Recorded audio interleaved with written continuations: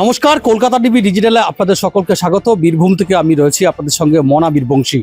অবশ্যই আপনারা সকলেই জানেন যে গোটা রাজ্য জুড়েই বিশেষ করে অন্নপূর্ণা যোজনা প্রকল্পের টাকা অ্যাকাউন্টে ঢুকলো কিনা একটা বড় অংশের মা দিদি বোনেরা সকলেই কৌতূহল। অনবরত তারা মোবাইলে চেক করছেন অন্নপূর্ণা যোজনার প্রকল্পের টাকা কি ঢুকেছে নাকি ঢোকেনি।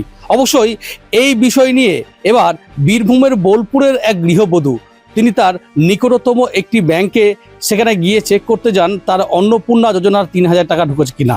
আর সেই সময়ই কার্যত চাঞ্চল্যকর বিষয় উঠে আসে। কি সেই বিষয়? সেই বিষয় হচ্ছে সেটি হচ্ছে যে শাহিদা বিবি খাতুন, তিনি বোলপুরের দর্জিপাড়ার বাসিন্দা। সেই গৃহবধূর অ্যাকাউন্টে নাকি ৬,৩০,০০,০০০ টাকা ক্রেডিট হয়েছে, এমনটাই জানিয়েছে ব্যাংক কর্তৃপক্ষ। তারপরে একের পর এক প্রশ্ন, এই বিপুল পরিমাণে অর্থ কিভাবে আপনার ব্যাংক অ্যাকাউন্টে এলো?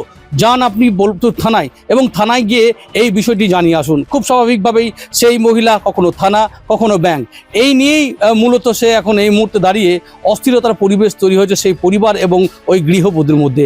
রীতিমতো চাঞ্চল্যকর পরিবেশ এবং তোলপাড় পরিবেশ তৈরি হয়েছে মূলত বোলপুর জুড়ে। অবশ্যই আমরা ওই গৃহবধূর সাথে কথা বলেছিলাম, তিনি যেটা বলছেন যে ব্যাংকে যখন তিনি অন্নপূর্ণা যোজনার টাকা ঢুকেছে কি না জানতে যান, ঠিক সেই সময় ব্যাংক কর্তৃপক্ষ তাকে জানান যে তার অ্যাকাউন্টে ৬,৩০,০০,০০০ টাকা ক্রেডিট হয়েছে এবং তারা এনকোয়ারি করতে যায় যে কী জন্য এই এত বিপুল পরিমাণে টাকা তার অ্যাকাউন্টে ঢুকলো। খুব স্বাভাবিকভাবেই তিনি থানায় যান, তারপরে ব্যাংকে যান। এই নিয়ে রীতিমতো তিনি অস্থির এবং চঞ্চল হয়ে পড়েছেন এবং শুধু তাই নয়, তার পরিবার আতঙ্কিত হয়ে পড়েছেন। কারণ পরিবারের লোকজনরা জানাচ্ছেন যে কি তাহলে কেউ চক্রান্ত করে এই টাকা ঢুকিয়ে দিয়েছে, আবার পরবর্তীকালে সেই টাকা আবার ডেবিটও হয়ে গেল। এই নিয়ে রীতিমতো একটা আলোড়ন পরিবেশ তৈরি হয়েছে বীরভূমের শহর বোলপুর জুড়ে। সেটা কিন্তু বলা যেতে পারে যে বিশেষ করে এই অন্নপূর্ণা যোজনা সরকারি প্রকল্পের সেই টাকা ব্যাংক অ্যাকাউন্টে ক্রেডিট নিয়ে।